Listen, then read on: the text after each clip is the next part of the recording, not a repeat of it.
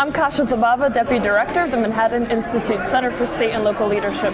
I'm here with Commissioner Cerf, who is the head of the New Jersey Department of Education. Thank you so much for coming, and congratulations on receiving the Manhattan Institute's Urban Innovator Award. Thank you very much. It's an honor to be here and a real honor to have received this award.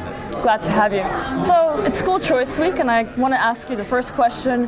What is the Christie administration doing to advance school choice in New Jersey?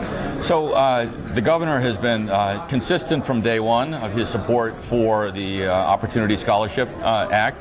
And the legislature thus far has declined to post the bill, although it is, I think, virtually universally accepted that there are the votes to pass it right now, but the leadership has not posted it. So I'm hoping that that will change. There's actually new leadership in both houses of the legislature, so that may change. More broadly, we have embraced choice in a number of different ways. We have interdistrict choice. We have thousands and thousands of children who have the opportunity to choose to go to school in another district elsewhere in the state.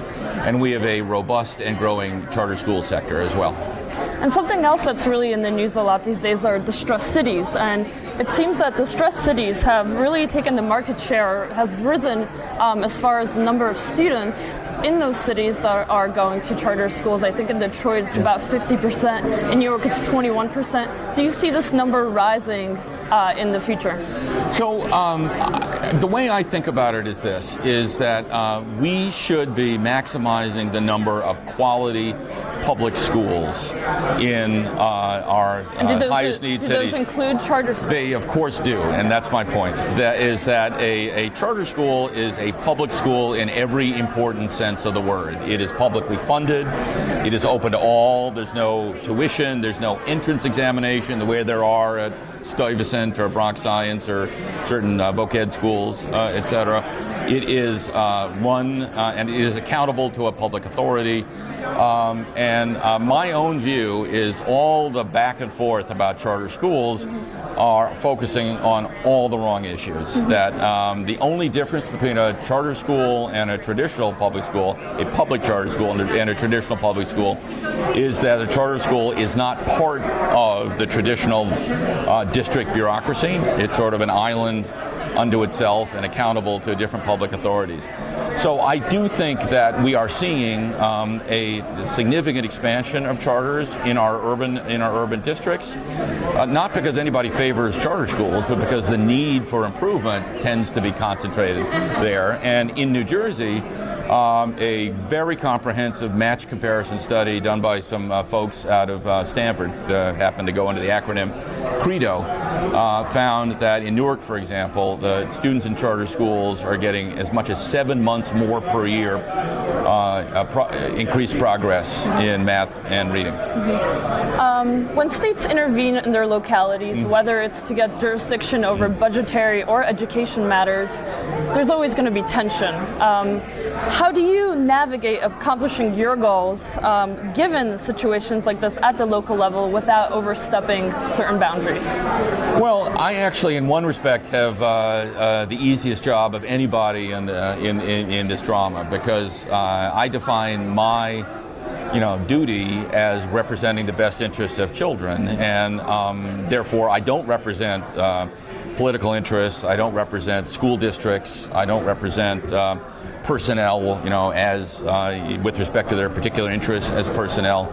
So I try, and my team tries, to make every decision based on what will, maximize the probability that every child will graduate from high school, regardless of his or her birth circumstances, ready to be launched into adulthood, ready for life. And that takes me out of a lot of those debates. So there are other values that you hear about a lot, like local control or the democratic values associated with making decisions locally rather than at the state level. These are all important values, but when they compete with what's the best interest of children, I have to break that tie in favor of the latter. Okay. Well, so the second question I'll ask you is, you may have a similar answer. So Governor Chris Christie has certain run-ins with teachers' unions that have gone viral on YouTube. How is your own working relationship with unions, especially on the local level? Terrific. I was part of the team that negotiated a new contract in Newark. I am part of a team that's having a similar discussion in Patterson. We have, a lot of areas of disagreement, but I personally quite fond of the leadership, and we do pretty well together. Critics of education reform say that without really solving the issues of deep poverty and crime and drug abuse first, any impact that could be achieved in K through 12 actually won't happen unless you look at those problems first. As commissioner of 1.4 million New Jersey students, how do you respond to that? So pretty simply, I really disagree with that, meaning that I think that the question of do you attack poverty before you try to improve schools, you try to improve schools before you attack poverty, takes us into a vortex that doesn't lead anywhere.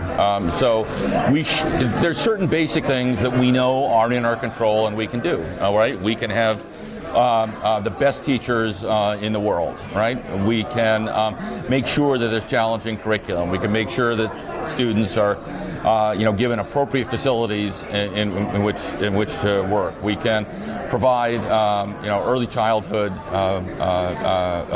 high quality early childhood training. All of those things can and should be going on while we simultaneously tackle some of the incidents of poverty. But I think the notion that you have to choose one or the other is misguided. Okay.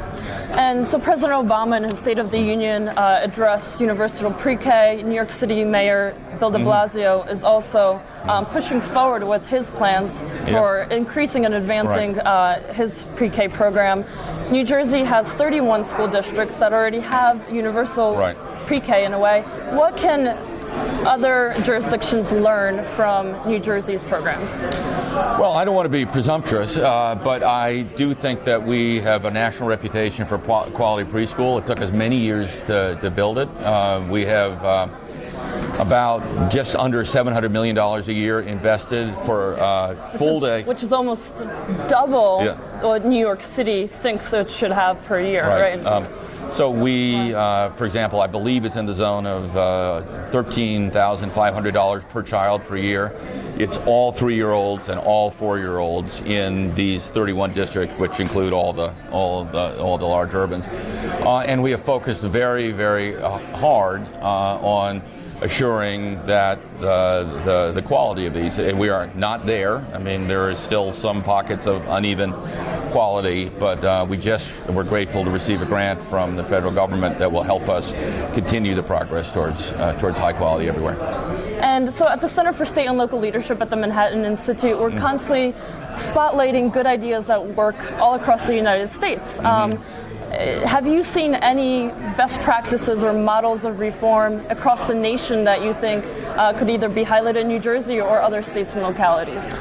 Sure. There are a lot of tremendous successes around the country. That's one of the heartening things about this work is that there are plenty of instances where schools are being very successful with kids who come with all the needs and challenges that we talked about in response to your earlier question. I'll give you a very anecdotal example. There's a school in Northern California called Summit that is really doing some very interesting things on integrating traditional teaching and technology-delivered assessments and so on. I'm very, very impressed with that work. Excellent. Good. Well, you're certainly a leader in helping New Jersey be the leader of education reform for the nation. Thank you so much for being here today. Thank you. I really appreciate it. Thank you so much. Take care. Thanks.